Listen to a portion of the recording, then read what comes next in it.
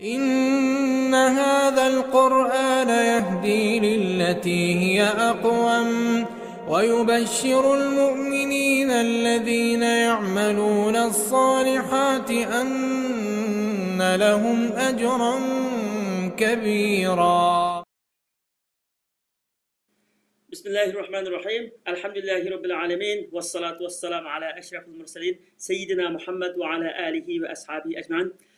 Hürmetli көрермен qarindoshlar, bugungi darsimizda ishlash haqida to'xtalamiz. A'udhu billahi minashshaytonirrojim. Va qul i'malu fasayarallohu amalakum va rasuluhu val mu'minun va saturadduna ila alimil g'aybi vash shahadati fa yunabbiukum bima kuntum ta'malun.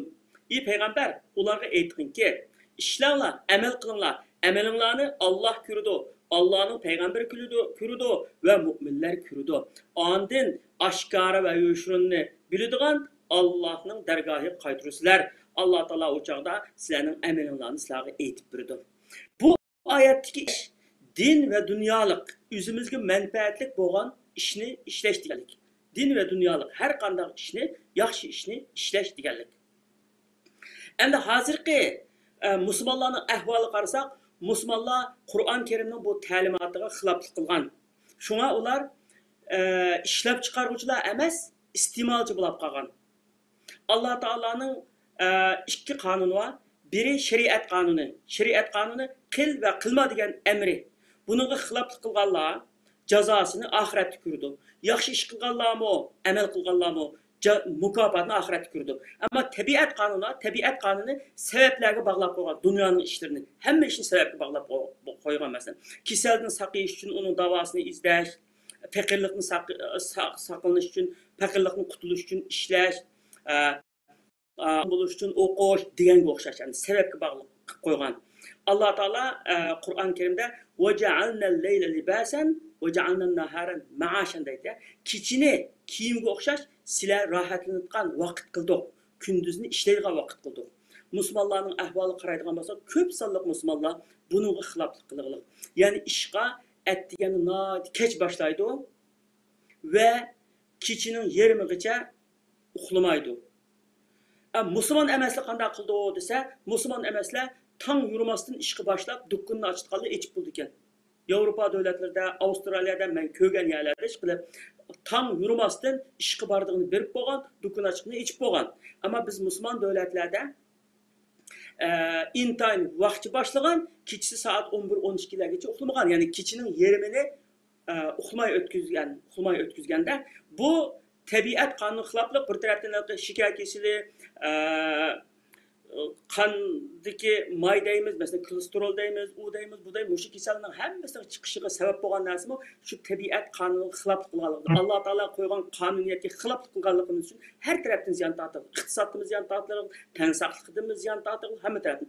Ammo musulmon emas davlatlarda oqshom soat 9dan keyin, bular Yevropa, Avustraliya qatorliq davlatlarda soat 9dan keyin ko'chada odam topilmaydi. Ammo bizning musulmon davlatlarda soat 9dan keyin bozor endi boshlandi. Bunda xiloflik qilgandan keyin biz ishlab chiqaruvchi emas, iste'molchi bo'lib qolamiz. Alloh taolo bizning iste'molchi bo'lib qolishimizni xohlamaydi. Ishlab chiqarib, o'zimizning hojatini o'zimiz qamdashni boshqalarga muhtoj bo'lmaslikni xohlaydi. Endi Qur'on Karimda ishlash degan so'z, amal degan so'z 395 o'rinda zikr qilingan. Yana biri amali solih. Amali solih shu yaramliq, din va dunyolik uchun yaramliq, foydali bo'lgan ish. Ashu iman bilan birga keltirilgan. Innallazina amanu va amilus solihati vallazina amanu va amilus solihati degan o'xshash. Iymon etgan va yaxshi amal qilganlar. Ikkisi birga keltirilgan. Muhimligidan keltirilgan gapda. Endi ishlash endi hozirgi zamonda biz mushu jihatda ketkizib qo'yaylik. Shunga kuchli davlatlarga, musulmon davlatlar muhtoj bo'lib qolaylik. Bo'lmasa Alloh taolo tabiiy boylikni musulmon davlatlarda beraylik. İntan ko'p sonliqi, tabiiy boylikning intan ko'p sonliqi musulmon davlatlarda. Ammo shunda bo'lsa, afsuslanarki, shu tabiiy boylik boyada musulmonlarga shu narsa qimmat. Nimishga chet elning shirkatlari, chet elning davlatlari boshqalar ishlab chiqirdi uni. Musulmonlar ishlamagan ekan, ular ishlab chiqirdi. O'zining yurtida, musulmonlarning yurtida o'ziga shunday qimmat qilib berdi. Masalan, Qozog'istonda yaqinda chiqqan to'polon deymizmi, masalan, chiqqan ishlarmi, masalan, qimmatchilik bo'lib ketgan. Bo'lmasa Qozog'iston degan uraniumdan tortib, oltindan tortib, gaz, zapas gaz, benzin hammasi bor. Shunda boy yashashga tegishli bir davlat endi. Ama odamlari ishlamagandan keyin, boshqalar ishlagandan keyin shuning bilan uning o'zi foydalangan. Ama ben Müslümanlığa qaraganda Orta Asiyodagi yani yaxshi ishlaydi, yani shunga qaragandimi. Endi demak, ishlash kerak. Bu yashash uchun ishlash kerak, kuchli bo'lish uchun ishlash kerak, Alloh taoloni rozi qilish uchun ishlash kerak. Bizga eng yaxshi ulgu hayotimizda sahobalar eng yaxshi ulgu. Mekkada musulmonlarga bu kofirlarning devrleri naitibek hadin işip ketkenlikin Müslümanlar dastlabda Habeşistan'a hicret kıldı. Keyin Rasulullah sallallahu aleyhi ve sellem bilen Medine'ye hicret kıldı. Mekke'de turanmaydigan halat gibi kalganlıkta. Ular mal dünyasını, ballarını, öylünü hemen kap bardı Medine'ye. Bağandıkken Rasulullah sallallahu aleyhi ve sellem Medine'de muhacirler bilen, Mekke'den kelgen Müslümanlar bilen, Ensarlar, Medine'deki Müslümanların arasında kerindaşlık ilan kıldı. Kerindaşlık. Hakiki bu öyle dini kerindaşlığın üstündeki bir kerindaşlık. Hatta ular bir mal dünyasını tangdan arışıdığan birisinin mirasını aldığan dereceye yetken keyin maxsus miras ayeti düşüş arkalı ularınki dini qarindoshlarninki birisi miras elişi amaldan qoldirilgan. Demak, shu chaqda shundoq bir yaqinlik, shundoq bir mehribonlik bo'lgan. Makkadan kelgan muhojirlar mal dunyosini Makkada qopqab, hechimiz yo'q bo'lgan. Bo'lgandan keyin ansarlar, Madinadagi ansarlar mal dunyomizni biz ulush birden tangdan qilayli deganda ular yo'q, biz ishlaymiz, ishlab pul topaylik, rahmat, sizga Alloh barakat bersin deb bo'lgan. Masalan, Abdurrahman Avf sahobalarning ichida eng boy islom askarlarini jabtosh, mushu xayr sahobat Alloh yo'lida pul xayrlashda hamda Osman ibn Affan bilan ikkisi birinchi darajada turgan sahoba. Shu chaqda shu Madinaga borgan chaqda qulda hech kim yo'q. Hech kim yo'q, quruq qo'l shuna borgan. Borgandan keyin u bir muhacir bilan bir ansar qarindosh bo'lgandan keyin bu Said ibn Rabi'a degan sahoba bilan ansar bilan qarindosh bo'lgan. Qarindosh bo'lgandan keyin Said ibn Rabi'a deydi uningga, mening mol dunyorimni tangdan arishayli, yer olsun, yer mening olsun deydi. Degandan keyin qarindoshim Alloh rozi bo'lsin, sizga barakat tilayman, Alloh barakat bersin, ammo meni bozorni ko'rsatib qo'yma dedi. Unumaydı nima qilishincha, tayyor taplab, tayyor yeyishni unumaydi. Shuni bozorni ko'rsatib qo'ydi. Bozorni ko'rsatib qo'ygandan keyin o'zini aytib tirishchan va o'zini aytib ishni yaxshi qiladigan va adolatlik, durust bir kishi bo'lganligi uchun oz vaqtda shunday jiq boy bo'lib ketdi. Haqiqatan shu Madinaning eng katta boylaridan bo'lib ketdi. Ishlaydi, ishlab. Shu Jayshul Usra deydi.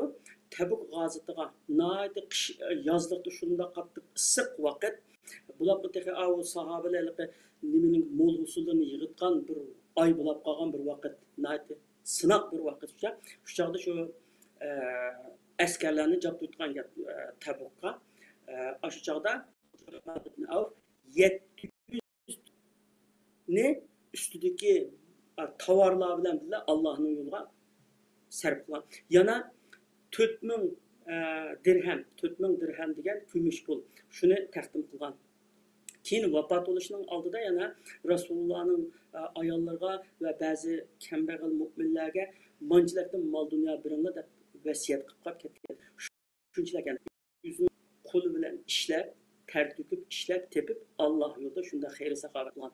Demak, ishlashning barakatini bunda topgananda bir kuni Rasululloh sallallohu alayhi vasallamning qishiga bir sahoba keldi. Nara deydi, men shunda chorasiz qoldim, bak kambag'al bo'lib qoldim, qiyinchilikda qoldim, bir yo'l ko'rsatgan bo'lsa deganki Rasululloh u yerda pulga yaraydigan binosi bormi, bo'lsa akal dedi. Borsa bir oyoq bor ekan endi. Oyoq degandim odatda bijup oyoq endi, yep-yangi oyog'im emas endi. Oyoqni olib kelgandan keyin tamom deb mushuni bozorga billa chiqib, "Man oldiganlar bormi oyoqni?" deb vaqiraydi. Hatto akishini vaqirgan olsin deb. Ensarlardan birisi kelib 2 dirhamga oladi. 2 dirhamga olgandan keyin Rasululloh 2 dirhamni u kishiga berib, "Tamam, ma 1 dirham bilan bolalarni to'yg'azgin, yemak etagin bolalarga. 1 dirhamga sen palto setib ol. Palto setib olib, ashunda jangalga berib, utan kesib kelib sotqin.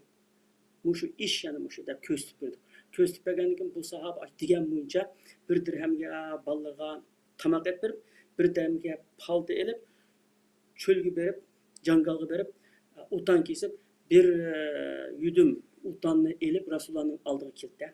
Kelgen Rasulullah tamam ben bir yudum utan ben bir dirhemge alay dep bir dirhemle berip mene senin emde kaldan mı boldu ma bir dirhem desmayan mı boldu bunun ki sen utan ekilip satqa dep buyuruydu. Şunu bilen o sahabe turmuşunu hılı abdan ötküzütkan hılı yaxşı bulap kaldı. Yani demek işleş arkalık bir kimge muhtaç bolmaydı, ballarını muhtaç kılmaydı, turmuşunu yaxşı elip bardı. En muşunun eksici bir insanlar oldu dünyada. Bir güne bir adam balasını endi balası hılı çoğun olap kalgan ki balamga bir pul tepişini ügensin, kıyanıgını yiyip kılmasın, pul tepişini ügensin dep 1000 dirhem pulunu tutkuzup Yezidi şehirge. Evet yani. Berip sen şunu elip setep binasına ticaret kılıp bir pul tepişini ügünüp gelgen balam dep ettigen yolga sep koydu. Yolga sep koygan eken bir tuşamay turup o balı qaytıp kelip de qaytıp kelip abdan bir ticaret aldın mı, tabavatın yaxşı oldu mu, berip qaytıp kelipsen go degen ayda men na yaxşı bir yaşaşının yolunu dep baldım. Men sizge bunu dep beray dep na kızık ağızlı kızık tegmey dep berdim. Ben yolda gitip berip, piyadı manğanga herip gitip dikenmen bir daraxtning tüyüdü demalay dep o'tirsam, bir şir bir kiyikni qo'g'lab keldi yeyish uchun. Shunda qo'g'lashdi, o kiyik uningga qat'iy aram bermay qochdi. Bu qo'g'ildi. Tutuvag'ili qopsa, kiyik tupi chechib, ani ko'ziga tupi chechib qolib qochdi. Uni qildi, buni qildi. Eng oxir kiyikni herib ketdi. Şir kuchli qo'g'anlik uchun kiyikni tutib oldi. Tutib olib uni yedi. Azraq yeb qolib ketdi. Ketgandan keyin daraxtda bir tulki bor ekan. Tulki ashuni marab turibdi ekan. O şirning ketishiga tulki kelib, uni rosa to'yg'icha, qang'icha yedi u go'shtni. Men shuni bunda qarab turib, ochliqdan adam o'lmaydi ekan, ishlamaganga adam hechim bo'lmaydi ekan degan falsafani o'rganib keldim dada. Shuni men shirda jabutatqicha, tulkida o'tirib tayyorni yesam bo'ldi ekan degandan keyin dadasi seni deb shu ishonchi qilganimga seni men tayyorni yetgan emas, boshqalarga yuguzitgan, boshquruldigan emas, boshquradigan, tayyor deb emas, ishlaydigan bir adam bo'ldi deb degan. Hamda ishlash tiriklarning peshonisidagi medal. Bu bir sharaf. İşlemaslik o'liklarning nishonasi. O'liklikka o'xshash hamda ishlamagan odamcha hamda imkoniyating bo'lsa ishlash kerak. Hamda og'riqsizlar, yashinib qolgan, o'zrisi bor, bu boshqa hamda. Ammo ishlashga qudrating bormi? Kuching bormi? Imkoniyating bormi? Cho'qim ishlash kerak. Ishlashda barakat bor. Allah Taala hammamizni halol ishlab, halol yegili nasib qilsin. Hürmetli ko'rman qarindoshlar, vaqt munosabati bilan programmani bu yerda oxirlash. Anlatlar her birimlardan ruhsat so'rayman. Aman bo'linglar. Assalomu alaykum va rahmatullohi va barakatuh.